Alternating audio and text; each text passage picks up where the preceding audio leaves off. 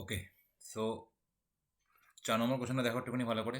বলছে football team won 10 matches out of which total number of matches they played if their win percentage is 40%। তার মানে win percentage কত বলেছে?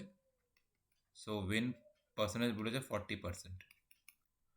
দেন how many matches did they played? তো win percent মানে কি 40 by কত আসবে 100।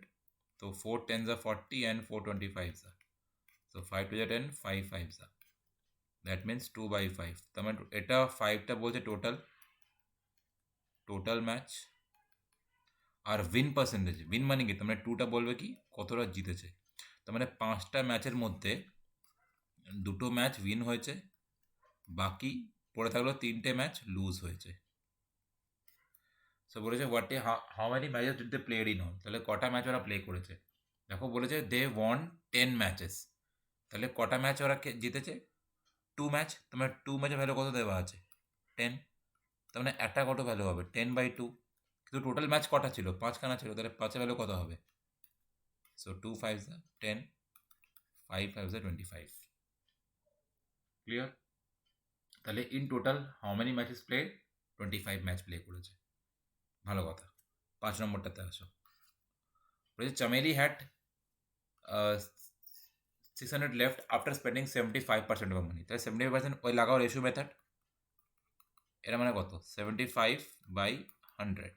সো 25 3 25 4 তার মানে 3/4 রেশিও এসছে। বলছে স্পেন্ডিং 75% অফ মানি, তার মানে এইটা হচ্ছে টোটাল মানি আর এটা হচ্ছে স্পেন্ড করেছে। তার মানে টোটাল 4 টাকা ছিল, 3 টাকা খরচা করেছে, পড়ে থাকে কত টাকা 1 টাকা। তাহলে এটা হচ্ছে এক্সপেন্ডিচার, এটা হচ্ছে সেভিং, আর এটা হচ্ছে টোটাল মানিটা। তাহলে how much did she have in the beginning? তাহলে বিগিনিংয়ে খরচা মানে কি, বিগিনিং মানে কি খরচা করার আগে কত ছিল। এ হচ্ছে 600 লেফট আফটার স্পেন্ডিং। তো 600 লেফট মানে কি এই সেভিংয়ের ভ্যালু দেওয়া আছে, 1 ইউনিটের ভ্যালু দেওয়া আছে 600। এবার এবার খরচা করার আগে কত টাকা ছিল 4 টাকা ছিল, তাহলে 4-এর ভ্যালু কত হবে? তাহলে 1-এর ভ্যালু 600, 4-এর ভ্যালু কত হবে 4 into 600, that is equal 2400 is the correct answer. 2400 rupees. ঠিক আছে, আশা করছি বুঝতে পেরেছ। That's it. ভালো থাকো, সুস্থ থাকো।